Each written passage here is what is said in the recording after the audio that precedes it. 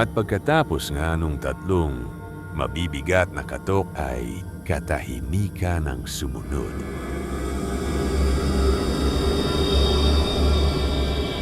Pero sa loob ng kubo, hindi pa tapos ang gabing yon. Ang akala nila ay isang ordinaryong hangin lang sa labas ang humampas sa pintuan sa mga sandaling iyon. Pero may isang bagay sa labas ng kubo ang hindi pa umaalis.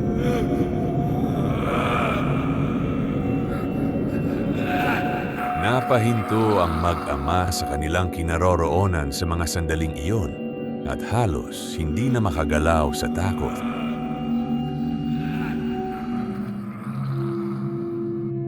At sa puntong iyon, may naririnig sila sa labas na animoy, isang hindi ordinaryong nilalang na papalapit sa kubo nila.